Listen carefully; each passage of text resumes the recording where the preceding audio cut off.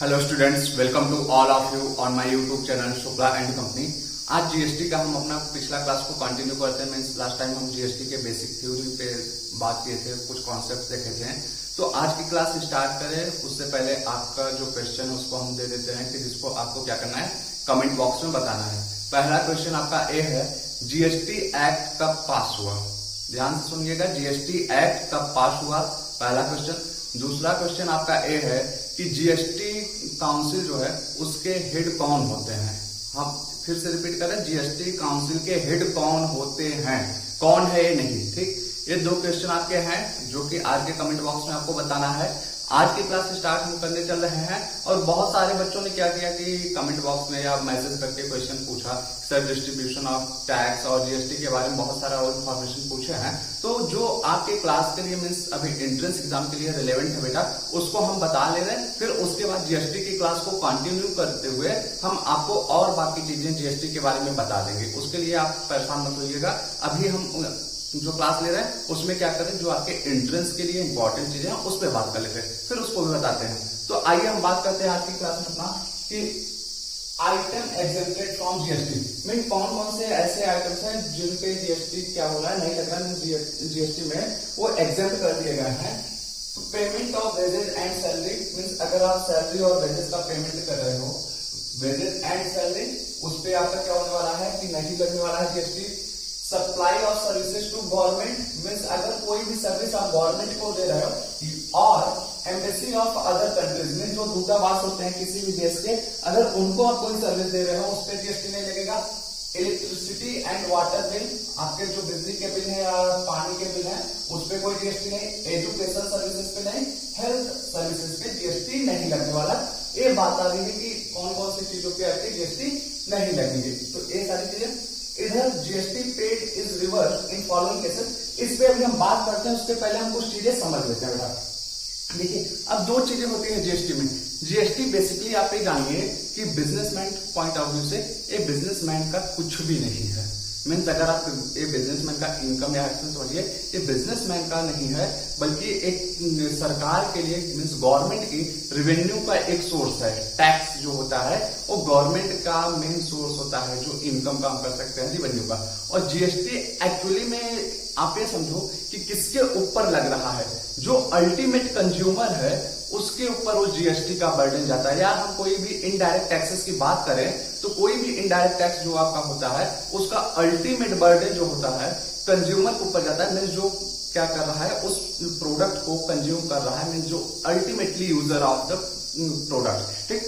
समझने की कोशिश कीजिए। फॉर एग्जाम्पल आप क्या कर रहे हो कि एक बिजनेसमैन है, 1000 का सामान क्या कर रहा है वो बना रहा है, ठीक है। अब इसको बनाने के लिए फॉर एग्जांपल इसने क्या किया, 900 रुपीज का कहीं से सामान खरीदा और 1000 रुपए में बनाया और 1100 रुपए में बेच रहा है, अपना प्रॉफिट लगाया। तो जब ये खरीदा होगा मीन्स परचेज किया होगा तो उस टाइम ये क्या किया होगा, जीएसटी पे किया होगा सामने वाले सेलर को, जिससे परचेज किया होगा सामान, क्योंकि जीएसटी लग रहा है उसको पे किया होगा।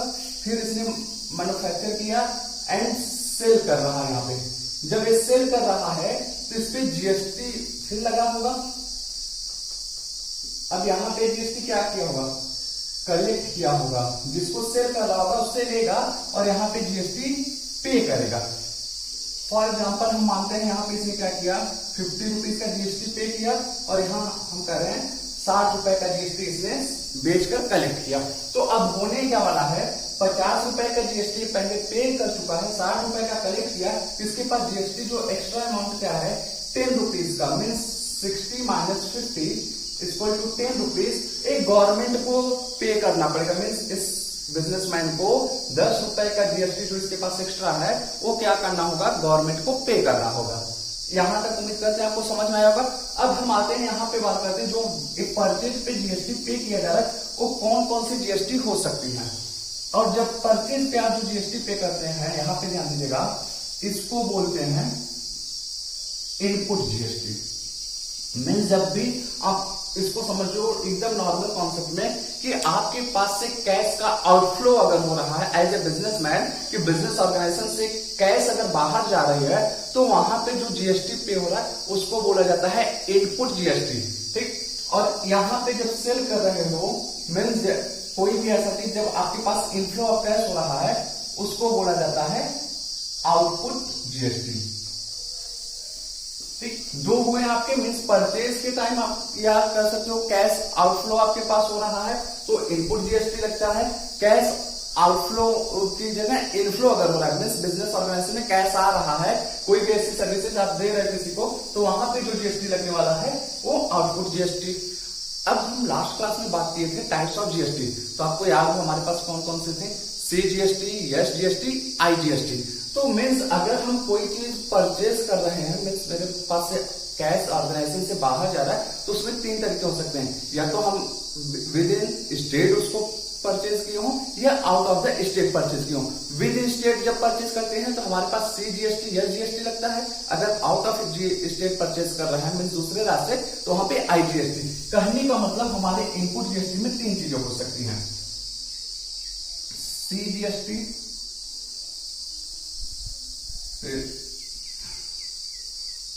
SGST and IGST. एक चीजें बने, देखिए ध्यान से, सीजीएसटी, एसजीएसटी, आईजीएसटी, और ये दोनों जो होते हैं एक साथ चलते हैं। एक कब लगते हैं आपके विद इन स्टेट के ट्रांजेक्शन पे। हमने आपको बताया था बेटा कि जब जीएसटी का जो रेट होता है फॉर एग्जांपल कि आप समझो 12% है तो इसमें दो चीजें होती हैं, एक स्टेट गवर्नमेंट का पार्ट है और दूसरा सेंट्रल गवर्नमेंट का। और ये 12 का मतलब आप कह सकते हो 6% जो है स्टेट गवर्नमेंट का है, 6% जो है वो सेंट्रल गवर्नमेंट का, दोनों का इक्वल आप करोगे तो 12% आपका आएगा।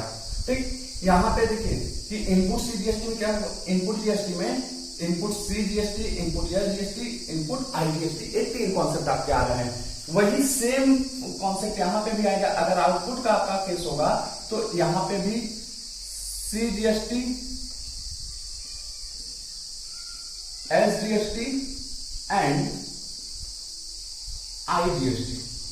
ठीक, ये समझ में आया आपको कि उम्मीद करते हैं आ रहा होगा कि जो हमारा आउटपुट जीएसटी की बात हो रही है मीन्स जब हम कोई भी गुड्स की सेलिंग कर रहे हैं या कहीं से हमारे पास इनफ्लो आ रहा है, कोई सर्विस हम दे रहे हैं, कैश अगर बिजनेस ऑर्गेनाइजेशन में आएगा, या हम ऐसे आपको समझाएं कि अगर आपका कैश अकाउंट क्रेडिट में जा रहा है तो वहां पे जो होने वाला है जीएसटी लगेगा वो इनपुट जीएसटी होगा। कैश अकाउंट अगर आपका डेबिट में हो रहा होगा तो वहां पे जो होगा आउटपुट जीएसटी होगा। जीएसटी की बात अगर हम करें, अगर ऐसे केसेस में अप्लाई हो रहा है जीएसटी तो। ठीक, अब जब इनपुट जीएसटी की बात हुई तो वहां पे ध्यान दीजिएगा, अगर वो ट्रांजेक्शन आपके विद इन स्टेट से रिलेटेड होगा तो सीजीएसटी, एसजीएसटी होगा। अगर आउट ऑफ स्टेट होगा, आउट ऑफ स्टेट, या इसी को आप जानते हो क्या होते हैं, इंट्रा स्टेट, और इसको क्या बोलते हैं, इंटर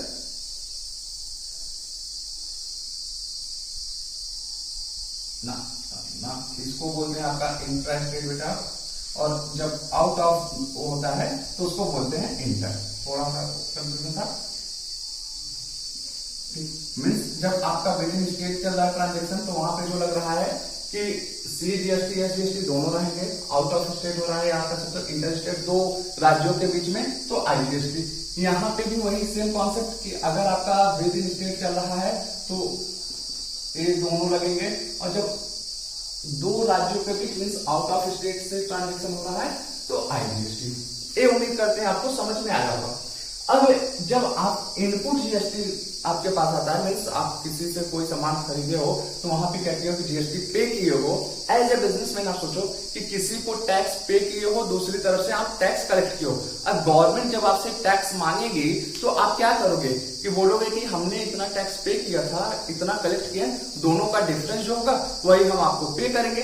मीन्स हम बात करें कि इनपुट में हम क्या करते हैं, पे करते हैं, इनपुट जीएसटी और दूसरा है आउटपुट जीएसटी। इनपुट अभी हम आपको केवल एक क्या कर रहे हैं, प्लेटफॉर्म दे रहे हैं समझने के लिए कि एक चीज समझिए, फिर हम ये देखेंगे किस जीएसटी को किससे माइनस करते हैं। फॉर एग्जांपल हमारे पास इनपुट जीएसटी है 10,000 का, ठीक, और आउटपुट जीएसटी जो है 12,000 का। मीन्स हमने पे किया है 10,000, कलेक्ट किया 12,000, तो अब होने क्या वाला है कि 2000 हम एक्स्ट्रा कलेक्ट किए हैं तो गवर्नमेंट बोलेगी जो आपके पास एक्स्ट्रा है वो टैक्स मेरा है, आप मुझे दो। तो मीन्स इन दोनों का जब हम डिफरेंस लेंगे तो 2000 अगर ये आउटपुट जीएसटी आपका अधिक आ रहा है तो ये क्या होगा, गवर्नमेंट को पे किया जाएगा। ठीक, ये हुआ क्या हुआ कि जब हम आउटपुट जीएसटी मेरे पास एक्स्ट्रा है। अब अपोजिट करते हैं, हम मानते हैं यहाँ पे हमने क्या किया 15,000 और यहाँ पे क्या हुआ मेरा 12,000। मीन्स हमने पे किया 15,000 का, 15,000 का, कलेक्ट किया 12,000 रुपए। तो अब ऐसे केस में क्या हुआ, हम 3,000 रुपए अधिक पे किए हैं। तो क्या अब हम यहाँ पे ऐसा बोल सकते हैं कि गवर्नमेंट से 3,000 रुपए आप हमें रिटर्न करो क्योंकि हमने एक्स्ट्रा पे किया है? यस, आप बोल सकते हैं, लेकिन आप ये भी ध्यान दीजिए कि बिजनेस जो होता है हमारा गोइंग कंसर्न कॉन्सेप्ट में चलता है। मीन्स बिजनेस की लाइफ इनफाइनाइट है। क्या ऐसा नहीं है कि मान लीजिए इस महीने आपने जीएसटी एक्स्ट्रा पे कर दिया है, अगले महीने आप फिर ट्रांजेक्शन करोगे, हो सकता है आपने जीएसटी कम पे किया हो, कलेक्ट ज्यादा किया हो। तो इसी को बोलते हैं आपको क्या नाम से कि जीएसटी का एडजस्टमेंट जो आप पे कर रहे हैं ये एडजस्टमेंट बोला जाता है। अब यहाँ पे आप क्या कर सकते हो, गवर्नमेंट से अपना जीएसटी का रिफंड ले सकते हो। जब यहाँ एक्स्ट्रा हो जाता है रिफंड भी ले सकते हो, या दूसरा चीज इसको बोलते हैं कैरी फॉरवर्ड भी आप कर सकते हो। और आपको ये भी बता दे रहे बेटा कि हमारे लिए एक चीज आसान है, कैरी फॉरवर्ड करना मेरा सजेशन है और हर कोई आपको यह सजेशन देगा, क्योंकि गवर्नमेंट से आप भी जाने कोई चीज रिफंड लेना, वापस लेना बहुत डिफिकल्ट काम है, आसानी से नहीं मिलता है, टाइम लगेगा और आपका बिजनेस कंटिन्यूअस बेसिस पे चलने वाला है। तो आप क्या करो कि इसको कैरी फॉरवर्ड कर दो कि नेक्स्ट टाइम जो अगर आपका फाइनेंशियल ईयर क्लोज हो रहा है, अकाउंटिंग बुक क्लोज हो रहा है, तो आप नेक्स्ट अकाउंटिंग ईयर में क्या करो, उसको कैरी फॉरवर्ड करो। उस साल जब आप अगला महीना होगा वो क्या होगा, उसमें आप इसको एडजस्ट कर सकते हो। तो यहाँ पे अभी हमने ये देख रहा है कि हम कर सकते हैं कि एक मोटा बात करें तो हमने केवल अभी इनपुट जीएसटी और आउटपुट जीएसटी की बात की है कि एडजस्ट कैसे किया जाता है। लेकिन अब आप यहाँ पे ध्यान दीजिए कि हमारे पास इनपुट सी जीएसटी भी है, input S GST, input I GST और आउटपुट का भी मेरे पास है C GST, S GST, I GST. तो अब किसका कैसे हम एडजस्टमेंट करने वाले हैं, मीन्स किसको किसमें से माइनस करेंगे। यहाँ पे अगर हम इस 10,000 की बात करें तो हो सकता है 10,000 में मेरा 3 पार्ट हो। अब ध्यान दीजिए कि सी जीएसटी भी आपका है इसी में, एस जीएसटी भी है आपका एंड आई जीएसटी भी है। सेम यही कॉन्सेप्ट यहाँ पे भी लगेगा जो आप क्या किए हो कि आपका आउटपुट जीएसटी का बात है। इनपुट जीएसटी में अगर 3 चीजें हैं तो आउटपुट जीएसटी में भी तो हमने बताया 3 कौन चीजें हैं। तो अब किसको हम किससे माइनस करने वाले हैं ये चीज भी बहुत इंपॉर्टेंट होता है, उसको हम आगे सीखेंगे कैसे करते। अब हम इधर आते हैं अपने बात पे, जो हमने GST paid is reverse in following cases. Means जब आप इनपुट जीएसटी पे कर रहे हो तो पे करने के बाद आपको क्या होता है कि यहां से क्या कर रहे हो, आउटपुट जीएसटी से एडजस्ट कर ले हो।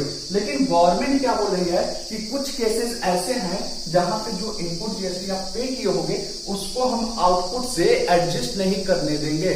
कि रिवर्स का मतलब क्या है कि अगर आप सोचो कि हम कह रहे हैं कि पे कर रहे हैं तो 10,000 अगर हम यहाँ पे डेबिट किया है, गवर्नमेंट ने बोला उसको हम रिवर्स कर देंगे। तो रिवर्स का मतलब ये डेबिट हुआ तो वही 10,000 आपका क्या हुआ, क्रेडिट हो गया। तो दोनों कैंसिल हो गए और आपने मान लीजिए जीएसटी का कलेक्शन किया था 5,000, तो आपको क्या करना पड़ेगा 5,000 टोटल पे करना पड़ेगा। अब कौन से ऐसे केसेस हैं जहां पे ये रिवर्स हो जा रहा है मेरा जीएसटी का चार्ज, ये मतलब जो इनपुट जीएसटी हमारे पास है, जो जीएसटी हम पे किए हैं वो मतलब हमें एडजस्ट करने को नहीं मिलने वाला है, वो कौन कौन से केस है उस पर हम बात कर लेते हैं। पहला केस है बेटा परचेज रिटर्न। अब ध्यान से आप सोचिए कि परचेज जब आप किए होंगे तो जीएसटी पे किए होंगे सामने वाले को, तो जब आप रिटर्न करेंगे उसी सामान को तो उस जीएसटी को तो वापस भी ले लेंगे कि जिससे परचेज किए थे। कि ऐसा तो है नहीं कि आप अगर फॉर एग्जाम्पल 7,000 रुपए का आप परचेज किए थे तो जिसमें से क्या हुआ कि 1,000 रुपए जीएसटी का था। अब अगर यही 7,000 रुपए का सामान आप वापस करने जा रहे हो, क्या वो बोलेगा नहीं हम 6,000 रुपए आपको देंगे, 1,000 रुपए नहीं देंगे, 1,000 वो भी देगा, मीन 7,000 आपका हो गया। तो जो आप क्या किए थे जीएसटी पे किए तो वो भी वापस आ गया। तो इसीलिए सरकार बोले कि हम ऐसे केस में आपको आउटपुट जीएसटी से एडजस्टमेंट करने को नहीं देने वाले हैं। फिर आपका यही सारे गुड्स टेकन बाय प्रोप्राइटर कि अगर क्या कर रहा है कि मैं जो बिजनेसमैन है वो गुड्स को पर्सनल यूज के लिए ले लेता है, तो आप याद रखिए कि drawing account, debit to purchase account, तो वहां पे जीएसटी भी आपका क्या होगा कि यहाँ से आउटपुट जीएसटी से एडजस्टमेंट नहीं कर पाओगे। गुड्स लॉस और स्टोलन मीन्स आपका गुड्स चोरी हो गया या क्या हुआ कि हो गया, ऐसे केस में गुड्स डिस्ट्रॉयड और नॉट सेलेबल, क्या हो रहा है कि आपका गुड्स एकदम खराब हो जा रहा है या उस बेचने योग्य नहीं है, तो ऐसे केस में भी आप क्या करोगे, इनपुट जीएसटी को आउटपुट जीएसटी से एडजस्ट नहीं करने वाले हो। फिर goods distributed as free sample, अगर आप क्या किए हो कि फ्री में बांटे हो कि जैसे प्रचार करने के लिए दिया जाता है, ऐसे केस में goods given away as gift और चैरिटी, अगर गुड्स को आप क्या कर रहे हो गिफ्ट के रूप में या चैरिटी के रूप में दे रहे हो, ऐसे केस में यहाँ पे क्या हुआ कि ये आपका जो सारी बात होती है ये हम कर सकते हैं इनपुट जीएसटी का रिवर्स हो रहा है।